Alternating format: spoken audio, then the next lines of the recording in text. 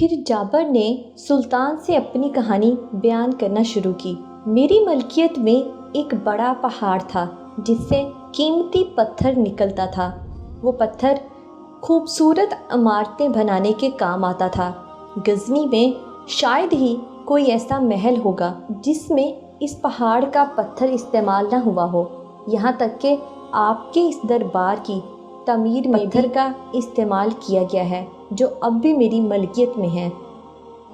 میری بستی کے تقریباً تمام لوگ میرے پاس مزدوری کیا کرتے تھے۔ بستی کے لوگ مجبوراً اپنے خاندان کا پیٹ پالنے کے لیے مجھ جیسے ظالم شخص کو برداشت کرتے تھے۔ میں نے مزدوروں کو اجرت دیتے وقت ایک خاص شرط رکھی ہوئی تھی۔ میں مزدوروں کی دن بھر کی محنت کا معاوضہ دینے سے پہلے ان کی کمر دیکھتا تھا اور اسی صورت میں اجرت دیتا تھا جب مزدور کی کمر پتھر اٹھانے سے زخمی ہو اور اس میں سے خون بہہ رہا ہو۔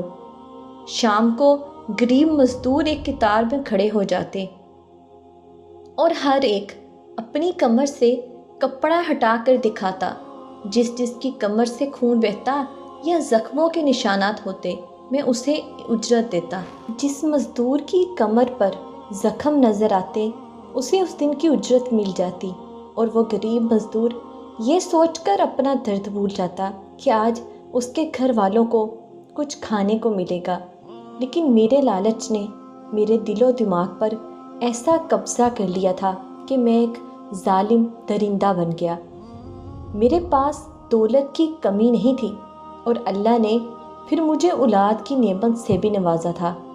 کہتے ہیں کہ جب انسان کی اپنی اولاد ہو تو دل میں نرمی آ جاتی ہے، لیکن میرے بیٹے کی پیدائش نے بھی میرے دل کی سختی کو کم نہ کیا۔ میرا بیٹا ابھی کم عمر تھا لیکن مجھے ہمیشہ محسوس ہوتا تھا کہ وہ میری ظالمانہ حرکات کو پسند نہیں کرتا۔ اسی وجہ سے میں اس کی آنکھوں میں دیکھنے کی جرات نہیں کر پاتا تھا۔ میں نے فیصلہ کیا کہ اسے پڑھائی کے لیے کسی دوسرے شہر بھیج دوں تاکہ مجھے اس کا سامنا نہ کرنا پڑے۔ چنانچہ وہ شہر کے ایک مدرسے میں تعلیم حاصل کرنے چلا گیا اور میں اپنی ظالمانہ روش پر گامزن رہا۔ پھر کئی سال گزر گئے اور میرا ظلم جاری رہا۔ پہاڑوں پر مزدوری کرتے ہوئے کئی مزدور شدید زخمی ہو جاتے لیکن میری بے حسی قائم رہتی۔ میرے مزدوروں میں سے ایک بہت کمزور جسم کا مالک تھا لیکن وہ اپنی بیوی اور 2 بیٹیوں کا کفیل تھا۔ اس کے باوجود سب سے زیادہ میرے ظلم کا شکار وہی بنتا تھا۔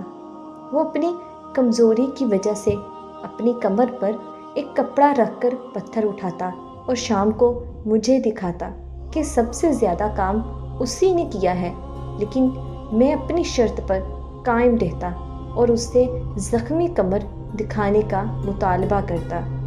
جب وہ بیچارہ مجھے زخم نہ دکھا پاتا تو میں اسے خالی ہاتھ لوٹا دیتا۔ ایک دن ایسا ہوا کہ اس غریب نے 3 دن مسلسل کام کیا لیکن اس کی کمر پر زخم نہ ہوئے۔ میرے لیے میرا کام ہو رہا ہے۔ میں نے 3 دن اسے خالی ہاتھ لوٹا دیا۔ وہ بیچارہ ہر بار میرے سامنے آنسو بہا کر التجا کرتا کہ اگر اجرت نہ دے سکتے ہو تو کچھ کھانے کو ہی دے دو تاکہ اس کے گھر والوں کا پیٹ بھر سکے۔